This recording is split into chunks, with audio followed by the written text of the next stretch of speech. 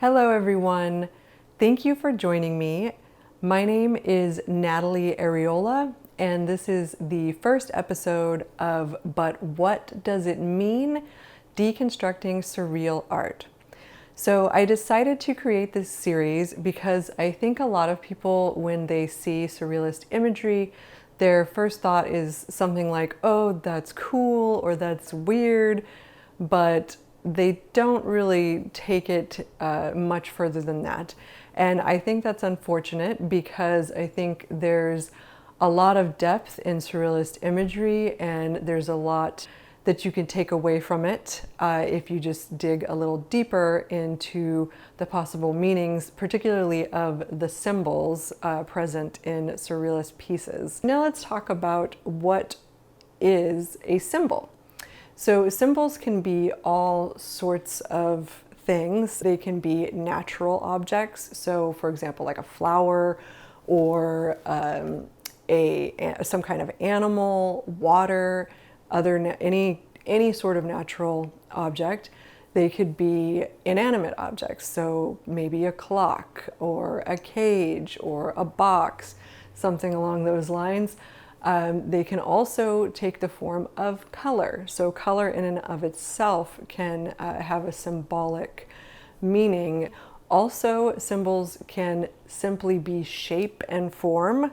So even the basic shapes like a circle, the circle is often meant to symbolize things like unity, perfection, infinity. Triangle, the triangle can symbolize both male and female. The triangle can also be a symbol for prosperity. The square can be a symbol for reason. It can be a symbol for limitation. So you can see how something as simple as just shape can in and of itself have a meaning. And basically, when you really start to look at this, you'll recognize that anything really can be a symbol. Anything that human beings attribute some sort of meaning to can be a symbol. So now we have a basic foundation. And I would like to begin by actually dissecting an image and looking at the symbols used therein. We are going to start with my image. It is called Theater of the Needle, the Apex.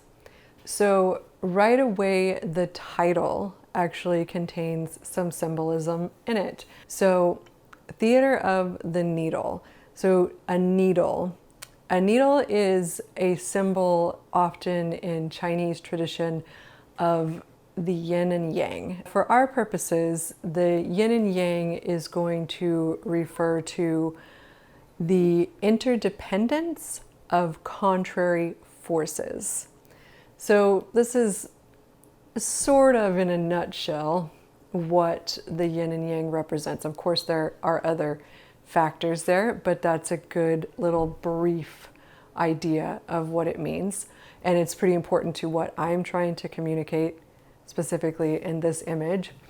And looking at the yin-yang symbol itself, we have a light half and a dark half. And within each half is a small dot of the other half. So within the light half, there's a small dark circle, and within the dark half, there's a small white circle. So it is said that the seed of the other half exists in each half.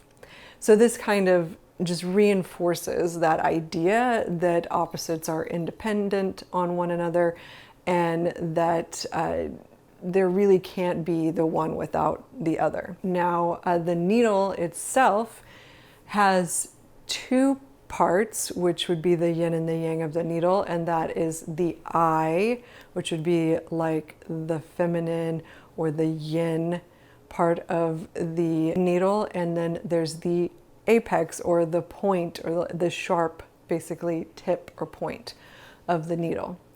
So that's obviously going to be the masculine side. So this image is actually a two-parter. So Theater of the Needle is split up into the eye and the apex. Today we're looking at the apex. So our apex image is a male character. So we have a man in this image.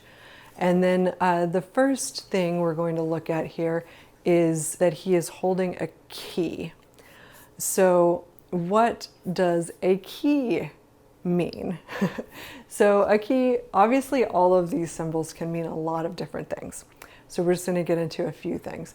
So for a key can be a symbol of authority, because if you think about it, people who have the key are often people who have been given a certain trust or authority over something that maybe other people don't have access to.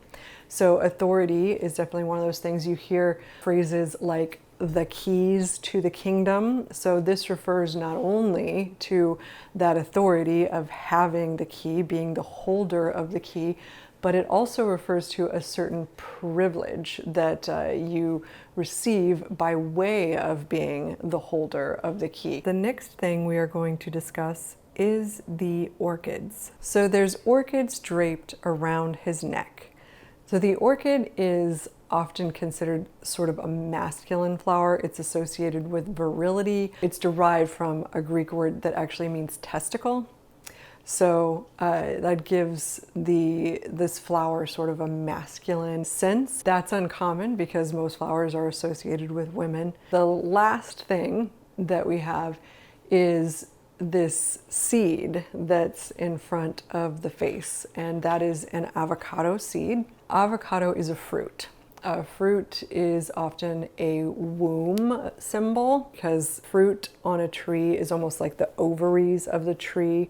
It's carrying and protecting the egg, which is in some ways what the seed is like, but it's also a seed. And we already talked about seeds, right? So we talked about the fact that in the yin and the yang, each half contains the seed of the other. So before we get even deeper into my intended meaning with this image, I do want to take a look at the other part, which is the eye. So we're going to do that next week.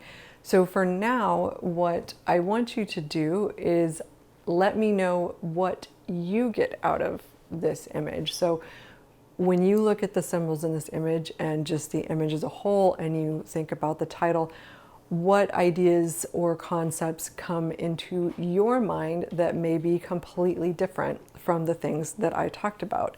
The thing about symbolism is that these things are not written in stone. My interpretation of these symbols is not and does not have to be the same as yours. And what you take away from this image does not have to be what I intended in the making of it. So let me know what you got out of it in the comments on this video.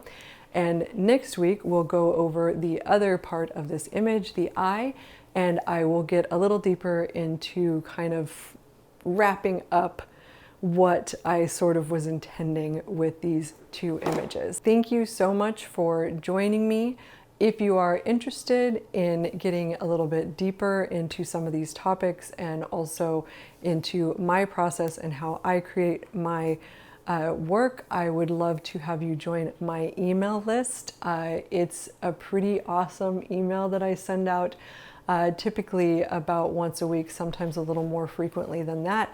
And you will get a lot out of it, more than just, me talking about my work, but also just I try to be as inspirational as possible in that message. So be sure to sign up. The link is in my bio, and you can also copy it from the description below the video.